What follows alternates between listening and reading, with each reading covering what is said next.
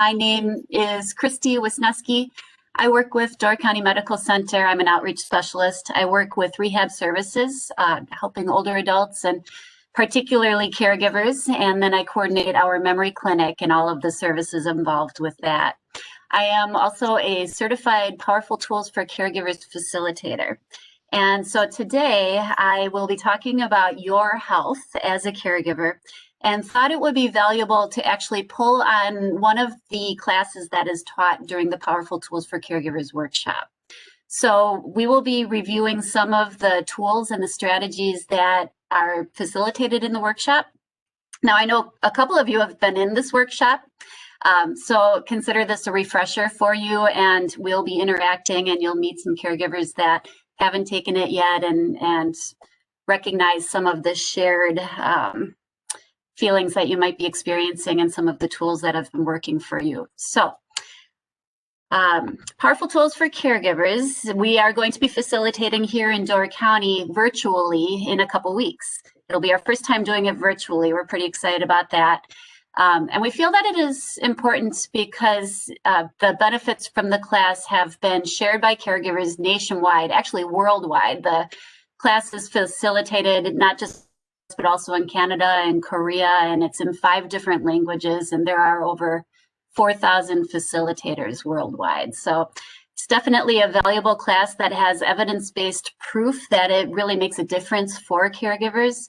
Caregivers that finish the class are surveyed afterward and report that they have an improved ability to care for themselves. And that might mean that they are increasing their exercise, or they are going to more doctor appointments, or just taking better care of themselves after participating in the class. They also have mentioned improvement in management of emotions. We know as longtime caregivers that we may experience increased guilt or anger or irritability, and so by participating in this class, caregivers have found that they can cope and manage those emotions a little bit better. Caregivers that participate in Powerful Tools also they also mention self-efficacy, and that means improved confidence in their ability to cope with those increased responsibilities and stressors that do come up. And then finally, caregivers also report increased use of community resources. So people who participate may find more confidence and ability to reach out for some additional support. And that might be just taking in Meals on Wheels, or even hiring a companion or an in-home care provider so that you can continue to take good care of yourself. Powerful Tools for Caregivers was developed with a script that all of facilitators need to follow in order to assure that these outcomes that I just reviewed are achieved by all caregivers that are participating in the class. So you can be assured that you will have outcomes after participating in the class. So before we even jump into this, I just want to get a sense of the caregivers that are participating in today's presentation. So if you could just raise your hand and let me know how you provide care for a loved one. Raise your hand if you care for a spouse or a partner. Okay. Raise your hand if you care for a parent or an in-law. Okay. Raise your hand if you care for a friend or a neighbor. Okay. Raise your hand if you care for someone with memory loss. That was me. And I still do, but I cared for my grandmother as well. Raise your hand if you care for someone that lives with you. Okay. Raise your hand if you care for someone that lives in their own home. And raise your hand if you care for someone that lives in a care facility. That's important too. So as you can see, we all care for people in different ways, maybe in different settings, and therefore we may not feel that connection with caregivers not in the same situation, and yet we still are providing care, and we are still all equally experiencing the responsibilities that come with caregiving, as well as the stressors that may come along with caregiving. So caregiving is different for someone who has an acute condition versus someone that has a chronic condition. With an acute illness, such as the flu or pneumonia or a UTI, we often set our lives aside while we try to help the person manage those symptoms. And yet, I see a cat there. And yet, caring for someone with a chronic condition requires a different way of providing that support. So with an acute condition, the person's illness is, we know that it's treatable. We know that once we get treatment to manage the symptoms of that illness, that illness is going to resolve and we will be able to resume our lives as we knew it. Yet with a chronic condition, very often there are no cures. There may be treatments to manage some of the symptoms, but in many cases, it ebbs and flows, and we may need to find new treatments as the condition rolls along. With an acute condition, it's very often a short-term progression, and yet with a chronic condition, it can be more long-lasting, and so it has this ongoing impact on our loved one and on ourselves, and so our responsibilities tend to increase. With an acute condition, we know that the person is going to return to normal, hopefully, and that we will return to normal. And yet with a chronic condition, there isn't necessarily a normal. We have a normal, and then things change as the condition progresses, and we have to adjust to a new normal. And then finally, with an acute condition, we're dealing with certainty. We understand that the future is going to be what we expected it to be. And with a chronic condition, we have this uncertainty. We understand that the illness is going to ebb and flow, and it's not going to follow a straight progression that we would like to expect it to follow. So providing care for someone with an acute condition is not going to be the same as providing care for someone with a chronic condition. And if we don't acknowledge that, then we too can become a victim to the condition for the person that we are providing care for. So it's important are taking care of yourself and looking at the ways that you can manage the stress that come along with the responsibilities of being a care provider. So stress is a reaction that we experience when the demands that are placed on us from providing care are too much to cope with. And sometimes stress is really good because it causes us to react. And sometimes it can be damaging and cause increased health conditions that pop up for us as caregivers. So one of the most important things to do is to go through steps to better manage stress. We want to recognize warning signs early on that we're under stress. And I'm sure many of you already are aware of those warning signs for you, and we're actually going to talk a little bit about that in just a minute here. But we don't want to wait until it's too late because it takes much longer to bounce back from the symptoms that you're experiencing from that stress. You want to try to identify the source of your stress and understand what causes stress for you might not cause stress for this other type of person. And then finally, you want to identify what you can change and what you cannot change. If you try to identify what you cannot change, then that stressor is not going to go away. It's going to continue to build up. And so you want to identify what you can change. And then finally, you want to take action on it. And that is one of the gold stars for the Powerful Tools for Caregivers class is we really practice how to take action with regard to stress and other components of caregiving. So at this point, I'm wondering if anyone would be brave enough to consider raising your hand and allowing Jenny to unmute you so you could share what a warning sign of stress might be for you, and if you know what the source is. Anyone? Go ahead. Yes, warning sign for me would be overwhelming work. For the person I I basically am doing a lot of work physically for them because they have a physical disability. If I feel it's too overwhelming, trying to manage it a proper way, kind of like break it down, would help me kind of like, um, I'm trying to think, kind of like, okay, right in my calendar, okay, I got to do her dishes. Okay, the next day I got to do her laundry. The next day, so that way it's not overwhelming. Because if I Mhm, walk into her place and go, oh crap, I got to do this, this, this, and this, it's mhm, like, holy crap, my mind's gonna explode, mhm. kind of So thing. that's excellent. You've already figured out ways to try to cope with the stress that you're feeling from overwhelming work. Yeah, yeah. What is a sign that your work has become overwhelming to you? I actually, I have panic attacks. Okay. Yeah, that's kind of if I'm overwhelmed, I start to panic, and start panic like a panic attack. Yeah, Hmm. Yeah, that's a big one. That's a big yeah. one. Thank you for sharing, Melissa. Yep. Anyone else?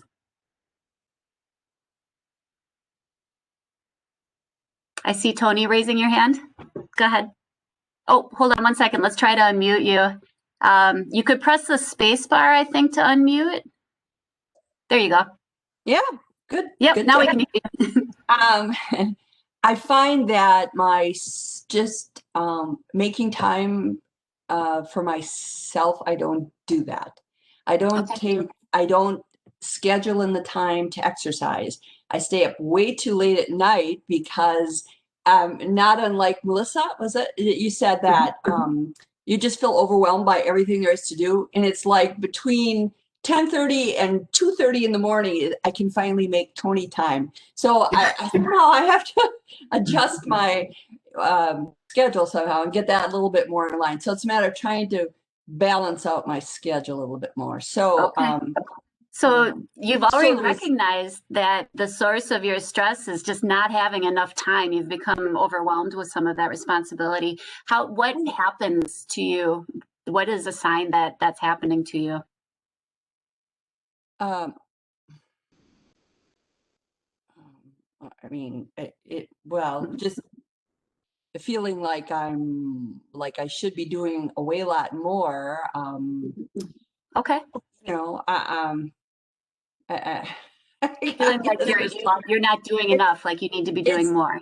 it's the feeling kind of thing, like a matter of it's like feeling like I'm not balancing things Hmm. well as I should. I Okay. don't know. It's like my warning signs. I guess the other thing is like if you're up that late at night, you don't feel Uh-huh. like you're as productive the next day There you because go.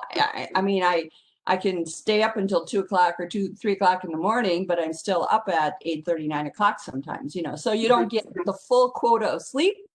So because Hmm. I'm living with my parent, I'm living with my mom now. My mom, and my husband is too. Hmm. So we're away from our house and we're Hmm. in hers. So there's Okay. just a whole lot of dynamics going on. Yeah. So that's excellent. You've found out that you don't feel as productive the next day, and you know it's because you're not taking time for yourself. You've overwhelmed yourself. Yeah, another warning sign is I make a long list of things to do. And well, I put 10 things on a list of things to do today and I look at it and I'm like, what didn't I get to? It's a lot of things that Okay. I just never got to. So it's like Okay. Good. Excellent. So managing things, I guess. yeah, good. Thank you, Tony. It is extremely important to recognize the signs of your stress and the source of your stress. I mean, that's part of this process in order to manage your stress. So, this is something that we do in Powerful Tools for Caregivers. We each point out a warning sign and our source. And that way, and we put check marks next to some of those signs that participants have in common. So again, we see that we have similar situations that are causing stress, and then we can brainstorm out together what works and what doesn't, knowing that each person is individual and what works for one may not work for another. So warning signs of stress can be physical, like Melissa had mentioned. They can be emotional or mental, such as Tony had mentioned. And if we neglect those warning signs, then, we may see some negative results. And some of those negative results include increased health problems. There is research showing that caregivers have an increased incident of clinical depression as well as chronic health conditions than non-caregivers. And that is definitely in part due to that increased stress that is unmanaged. There is a possibility of disruptive relationships due to difficulty communicating with each other or coping with the emotions that build up as stress takes over. There can be a feeling of burnout, and burnout is when we are physically and emotionally exhausted and just not able to cope anymore with the stress that continues to build up. We may feel depression, and in fact, in Powerful Tools for Caregivers, we spend a whole class just talking about depression, the symptoms that you might expect to see, how you cope with those symptoms, and ways to continue to manage it when you're starting to see those early symptoms come up. And then finally, decreased quality of care. Stress can decrease our ability to care not only for our loved one, but for ourselves. So again, very important that we are continuing to manage our stress. And also keeping in mind that we can control our stress. We can't necessarily control the stress of another person, but when we're controlling our stress, the other person may be impacted by it. So some barriers to taking action for stress include just not being able to think of what to do. And hopefully that's part of why you are here today. We want to be able to strategize ways to take action regarding stress early on. We may not be able to manage stress appropriately. So as an example, I cope with stress by cooking or baking, and maybe others do as well. Unfortunately, I like to challenge myself with big recipes, and so I'll get halfway into a recipe with 10 ingredients on the counter and 3 pots and pans going on the stove, and suddenly I don't want to do it anymore. I mean, it is just too overwhelming. It's like stress that is literally on the countertop.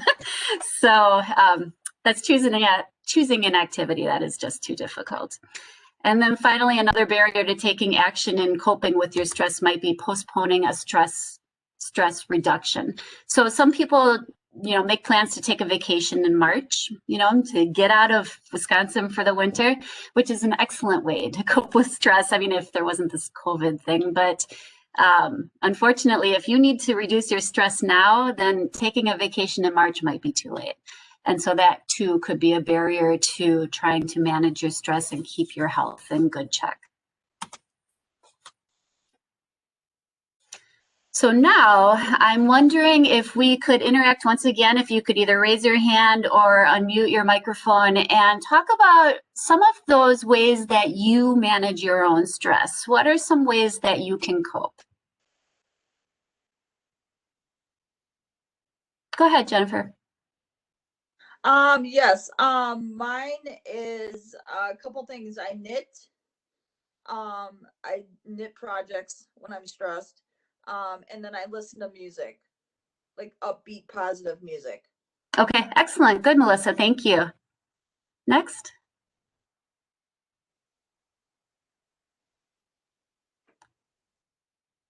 Okay, spacebar didn't work on my laptop, but I figured out how to do that. Exercising is huge for me, and it took a long time to figure out as the chronic conditions got worse in our household and more things added to my list of duties, how we were gonna work that in.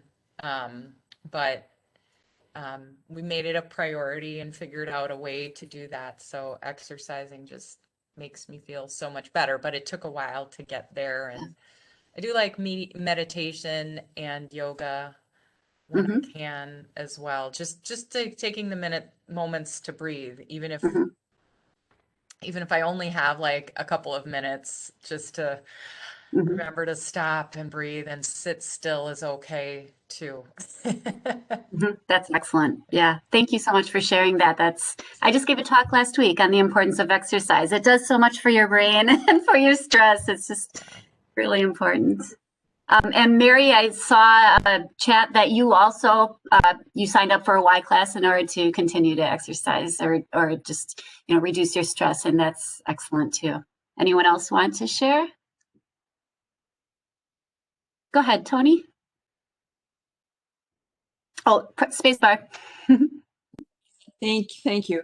I play the piano, Oh, so okay. just getting the music to go through my fingers helps. Yeah. And walks, so that's the exercise piece. Walks with my Wonderful. husband. Yeah. Good. All right. Thank you, Tony. So as you can hear from other caregivers, there are lots of different ways to cope with stress. We actually, in Powerful Tools for Caregivers, hand out this huge tip sheet to everyone and encourage caregivers to try out different ways to manage stress. And so by participating in the class, you can try out some of these interesting ideas, to manage your stress. So one thing to keep in mind, let me back up here. Let's see if I can. One thing to keep in mind with regard to managing your stress, if your stressor or your sign that you are under stress is physical, then it's optimal to try to do a physical relaxation exercise, like exercise, or if you experience stress in more of a mental way, like you're worrying and like Tony had mentioned, just feeling like you're not being productive enough, then you try a relaxation activity that is going to meet more of your mental need. And that might be meditation or relaxation, or the playing piano, I would think, is very mentally soothing because you're kind of channeling your focus. And yeah, that makes a lot of sense. And then those of you that are experiencing signs that are both physical and mental, then you'd want to try to employ a relaxation exercise that is also physical and mental. And that too is a great way, meditation, yoga, those are two great ways to employ both physical and mental management, stress management.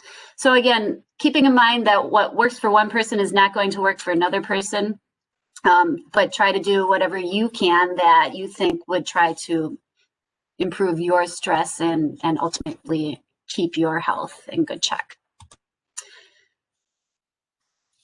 So finally, the last step in trying to manage stress better is to take action. And one of the gold stars for the Powerful Tools for Caregivers workshop is what's called an action plan. We do action plans at the end of each class, and there are 6 classes in the workshop. And the action plan is a very individual sort of contract with yourself, something that you want to do in order to reach your goal.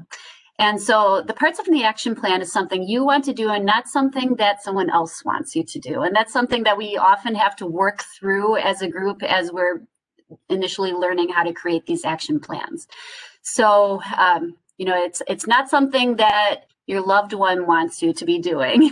It's something that you want to be doing. It needs to be reachable. And that means something that you would be able to achieve within the week that you are participating in the class. So we do these action plans at the end of each class. So it needs to be something that you can do within the week. It should be behavior specific. And that means that you want it to be real specific, not just taking better care of yourself, but I want to be able to walk around the block successfully, if you're having some trouble breathing or if you just haven't been able to get out of the house. So it's behavior specific. And then you want your action plan to answer the following questions. What is the goal? How much are you going to be doing it? Or what is the action? How much are you going to be performing the action? When are you going to do it? It might be, at night or at day or 3 times of the week. And then how often? And that would be that 3 times the week. And then finally, we ask people to assign a confidence level to their action plan. How confident are you that you can achieve your action within the week? And typically we want people to score between 0 and 10, 0 being not confident at all and 10 being totally confident. And anything above a 7 is good. If it's below a 7 in confidence level, then we try to brainstorm out as a group, how you can achieve your goal. So this is kind of cool. While this workshop is an educational workshop, it's also sort of a support because you are identifying actions that are going to keep you strong and healthy, and you have others that are helping you to meet that goal, your individual goal.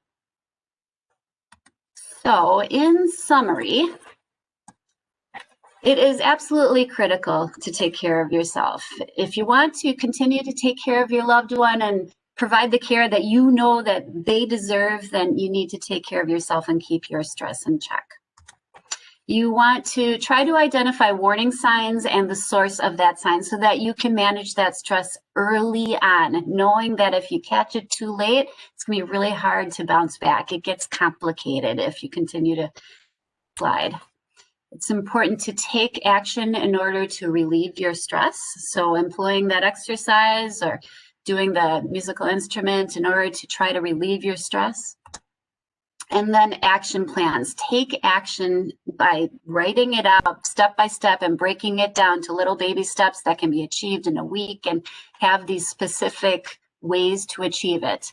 Action plans are tools. It's in your toolbox to help you reduce your stress. Okay, so does anyone have any questions on that part?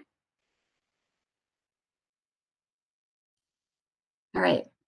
If it's that part specifically, but the caregiver class that you're talking about, is it Mhm. offered to anyone, or how does that work? So I would be possibly interested in it, but I wasn't sure how it worked. Okay. Yep. So the class is available. It was designed for family caregivers, family being, friends or family. Yeah. And it is for anyone. It's completely free of charge. Because we are offering it virtually this year, and actually, Melissa, I can send this out. I'll give this sheet to Jenny, and then she can send it to all of you. Sure. But it's completely free of charge, and it is virtual, so you will need to be able to participate virtually, just like you are today. We're actually going to be hosting it on Microsoft Teams, but it has the same element where you can access it through the web, or you can call into it. So it's going to be on Mondays for 6 weeks, starting on November 16th, and that's from 9:30 to 11 o'clock. Powerful Tools for Caregivers is always facilitated by 2 trained facilitators, and Adam Paranto is my partner in crime here. Maybe you know him, he's an exercise physiologist with our rehab department, but he has just special interest in caregivers. He always has, ever since he joined us. In fact, when he graduated, his internship was working with caregivers and with patients who had recently suffered stroke. So he has a lot of experience in working with caregivers and with people, and then went through the training to complete the Powerful Tools for Caregivers class. So you would want to contact me to register for the class. And my number is on the sheet that Jenny will be passing out. It is also available through our website. So if you go to the doorcountymedical.org website and click on it, and maybe I can even do that here. Let's see. And it's also in our November newsletter for the ADRC too. Perfect. Okay. Oh, good. Can you see the website? Can everyone see that? Yep. Yeah? No? Okay. Well, anyway, if you click on the link that is that I presented on the slide, wait, let's see if I can. No, I can't share that. If you click on the link on the slide, then it'll take you to the Door County Medical Center website, and actually there's a classes and events, and you can register right there. You don't even have to give me a call. I get an email, and then I call you and work that out. But you can call me, you can look at it in the ADRC newsletter, you can contact Jenny, and she can get the information to me as well. So that is all that I had for all of you. Does anyone else have any other comments? Any of those of you who have participated in Powerful Tools, do you have any comments about the class, or anyone else have any questions?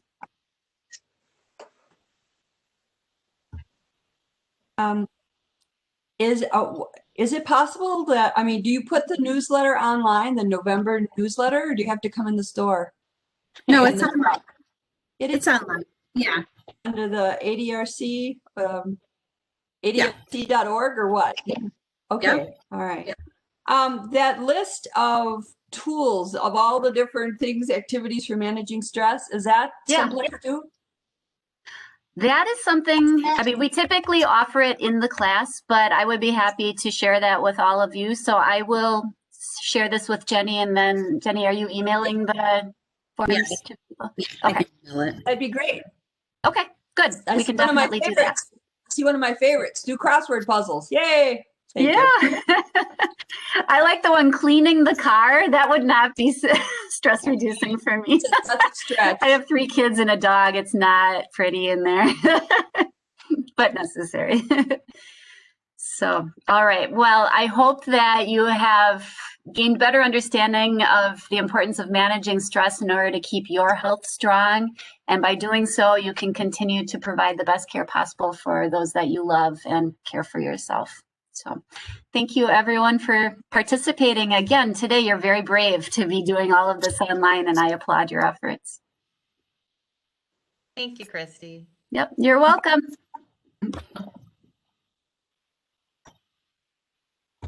Did it?